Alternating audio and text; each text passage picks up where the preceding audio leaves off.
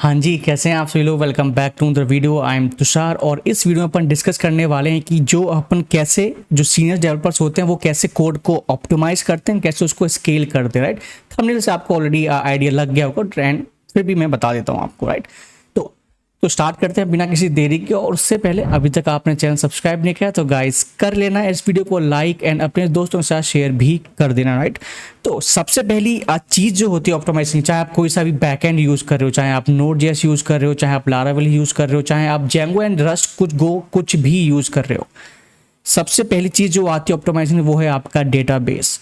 अगर आपका database optimise नहीं है, चाहे आप दुनिया का कोई सा भी सी में भी कोड लिख लोगे तो आपका कोड स्लो ही रेस्पॉन्स करेगा, बिकॉज जो भी डेटा आ रहा है वो डेटाबेस से आ रहा है, वही चीज़ स्लो है तो आप फ्रंट में कुछ भी यूज कर लो, डजेंट मैटर। राइट, तो डेटाबेस ऑप्टिमाइज करने के लिए बहुत सी चीज़ें, and I am talking about कि जब आपके डेटाबेस में टेबल्स में मिलियंस ऑफ डेटा हो, I am not talking about कि सिर्फ 1000 टेबल्स हैं उसमें आप चेक करो तो उसमें आपको कोई डिफरेंस भी नहीं पता पड़ेगा। राइट, तो डेटाबेस को ऑप्टिमाइज करने के लिए कुछ टेक्निक्स होती हैं, जैसे इंडेक्सिंग, आपकी प्रॉपर इंडेक्सिंग हो। एंड इंडेक्सिंग किस फील्ड पे लगाएं, बिकॉज आप हर कॉलम पे इंडेक्स लगा दोगे तो आपके डेटाबेस का साइज भी बहुत बढ़ जाएगा एंड इंसर्ट अपडेट डिलीट वो भी स्लो हो जाएगा बहुत। राइट, तो मेक श्योर कि जिसमें आपको फिल्टर लगाना है, सर्चिंग लगानी है, सिर्फ उसी में आप इंडेक्सिंग लगाओ। फॉर एग्जाम्पल ईमेल में आप लगा सकते हो यूनिक इंडेक्स, जो बाय डिफॉल्ट लगाते हो, अच्छी बात है। उसके बाद यूजर का समटाइम भी put filter on like some of let's example as के, कि इस एज से बड़े कोई यूजर्स हों तो वो ला दें,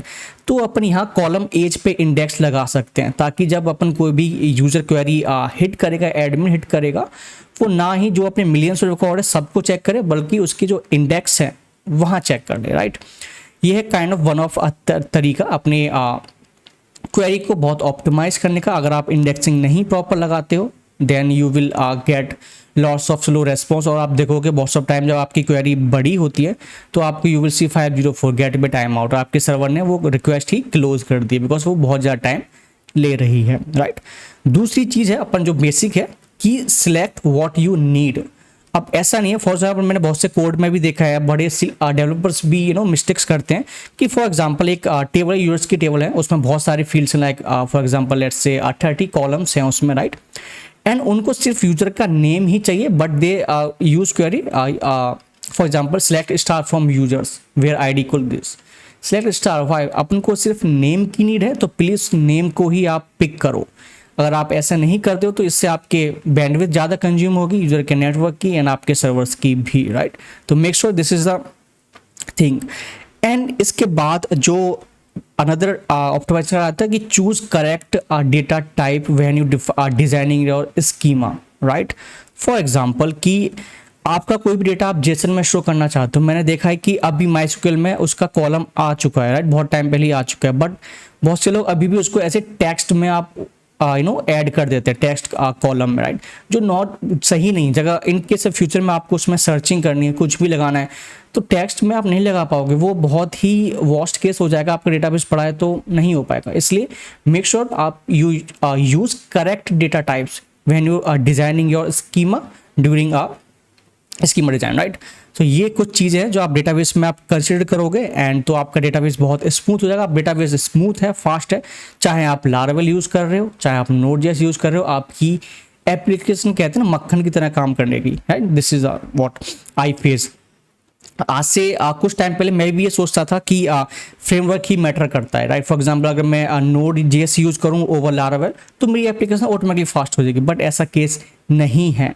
ये फ्रेमवर्क सिर्फ एक हद तक आपको पुश करते हैं कि हाँ कॉन्करेंट रिक्वेस्ट हैंडल कर लेंगे। और आपका डेटाबेस ही स्लो है, आपका क्वेरी ऑप्टिमाइज नहीं है, कुछ वो नहीं है, आपकी स्कीमा ढंग से डिज़ाइन नहीं है, तो आप कुछ भी यूज़ कर लो, चाहे आप रस्ट ही क्यों ना यूज़ कर लो, चाहे आप सी लैंग्वेज ही क्यों ना यूज़ कर लो, आपका परफॉर्मेंस नहीं निकाल पाओगे, आपके यूज़र को वेट करना ही पड़ेगा। राइट, एंड जब आपके पास अपने पास डेटाबेस में जो एडवांस फीचर्स हैं, लाइक जब अपने पास बहुत सब डेटा लॉट्स ऑफ डेटा हो जाता है, बिलियंस पे पहुंच जाता है, then we use technique like कि अपन रीड सिर्फ एक पर्टिकुलर डेटाबेस से करेंगे, राइट के लिए अपन अलग बना लेंगे, उसके बाद अपन शार्डिंग यूज करते हैं, डेटाबेस को हॉरिजॉन्टल स्केल करते हैं, वो अलग एडवांस टॉपिक है जब अपने पास बहुत सारा डेटा हो जाता है। बट जो पहले बताया मैंने वो अपना है कि जो बेसिक आपको कुछ भी आप कोड करो, चाहे आपको 100 यूजर से कर रहे हो, चाहे 200 यूजर्स के लिए, आप वो फॉलो करोगे तो आपकी क्वेरी जो आपकी जो एपीआई है वो जल्दी से जल्दी आपको रेस्पॉन्स रिटर्न करेगी, मीन्स यूजर को।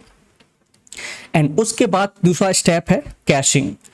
कैशिंग बहुत क्रूशल रोल प्ले करता है अपने किसी भी बैकएंड डेवलपमेंट में। आप कुछ भी एपीआई बना रहे हो, कुछ भी हो, अगर आपको लगता है कि जो मेरी एपीआई है इसका जो डेटा वो फ्रिक्वेंटली चेंज नहीं होता, फ्रिक्वेंटली से मतलब कि पर सेकेंड या विद इन 30 सेकेंड या 1 मिनट में चेंज नहीं होता है, then you can use caching there, कि बार बार आपको जो भी क्वेरी डेटाबेस से लानी ना पड़े, आप सीधे उसको कैश से लेके यूजर को रिटर्न कर दो, जो आपका रेस्पॉन्स बहुत फास्ट हो जाएगा। फॉर एग्जांपल डेटाबेस से उसको 800 मिली सेकेंड लग रहा है तो कैश से उसको आई थिंक 200 या 300 मिली सेकेंड में आपको रिटर्न कर देगा, राइट। तो ये वन ऑफ द थिंग है कि आप कैशिंग यूज करो जहां आपको लगता है कि डेटा फ्रिक्वेंटली चेंज नहीं हो रहा। पर ऐसा भी नहीं कि आप कैशिंग सिर्फ कुछ ड्यूरेशन लगा रहे हो कि 1 मिनट में कैशिंग वो होता है, तो वो और डिसएडवांटेज कर दीजिए। एटलीस्ट कैशिंग आप लगाओ कि 30 मिनट तक ये मेरा कैश से स्टोर करे, एंड उसके बाद जो रिक्वेस्ट आएगी 30 मिनट के बाद वो डेटाबेस से लाए, फिर उसको कैश कर ले, राइट।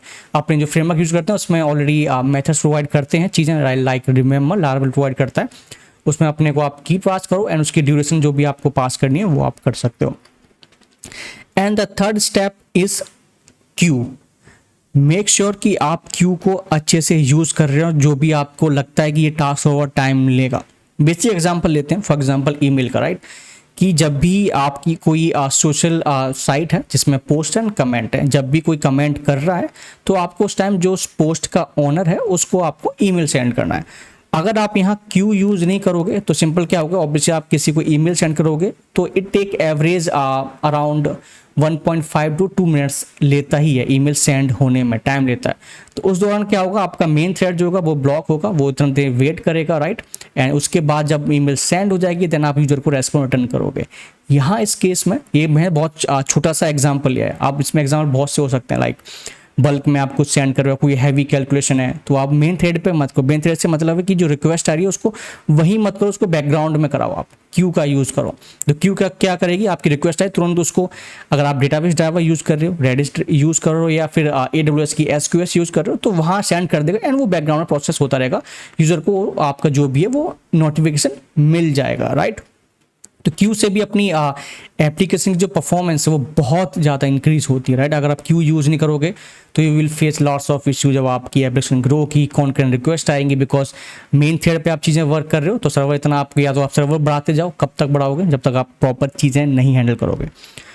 एंड ये कुछ बेसिक टिक्स हैं। उसके बाद आ जाता है अगर आपका लोड ज़्यादा ही है तो अपन सर्वर्स को अपन हॉरिजॉन्टल स्केल करते हैं। फर्स्ट टाइम मेक श्योर कि आप स्टार्टिंग में आप हॉरिजॉन्टल स्केल मत करो।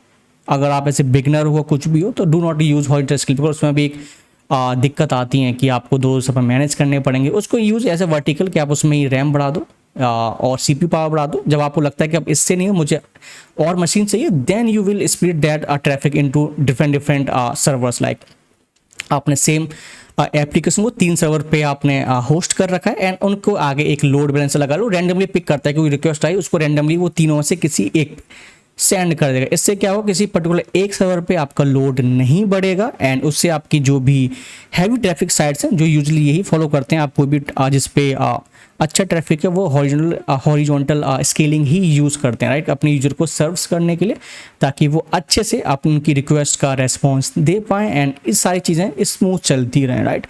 तो ये था कुछ कि आप इन चीज़ों का ध्यान रखोगे। जो सीनियर डेवलपर होते हैं वो यही इन चीज़ों का ध्यान रखते हैं, इसी से अपने कोड को बहुत ऑप्टिमाइज बनाते हैं एंड चीज़ें उनके स्मूथ चलते हैं, लाइक अ मक्खन, right, as I told you.